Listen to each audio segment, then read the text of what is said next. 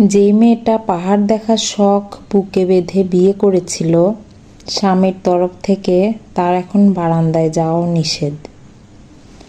আমার এক পরিচিত ছোট বোন ছিল, তাকে তার স্বামী চোখে হারায়। বউয়ের প্রতি সে এতটাই পজেসিভ যে সবসময় বউকে নজরদারি করত, বউকে সবসময় সন্দেহের চোখে দেখত, ক্ষণে ক্ষণে আতঙ্কিত হতো, এই বুঝি বউ অন্য কারো লগে পিরিতি শুরু করলো। এটা একসময় বউটার জন্য চরম মেন্টাল স্ট্রেস হয়ে গেল। কেমন সন্দেহ, দু একটা উদাহরণ দিই। হঠাৎ ফোন করে বউকে জিজ্ঞেস করে, কোথায় তুমি? বউ উত্তর দিল, আমি বাসায়। স্বামী তখন বলে, শিওর তুমি বাসায়? তাহলে ব্লেন্ডারটা চালু করো। তারপর বউকে ব্লেন্ডার চালু করে প্রুফ করতে হয় যে সে বাসায়। কখনো কখনো বলে, মোটর চালু করো। এরপরও তার মন তৃপ্ত হয় না। এরপর আনলো সিসি ক্যামেরা।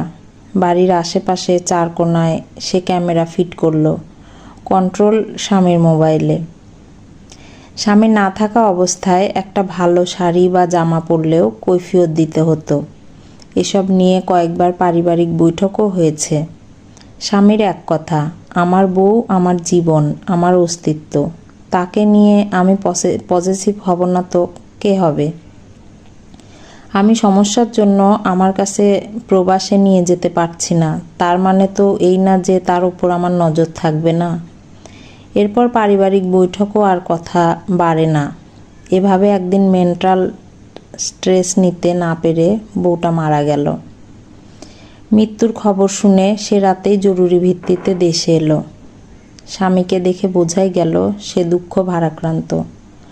তারপর একদিন 21 দিন পর বউয়ের জন্য জিয়াফতের আয়োজন করলো।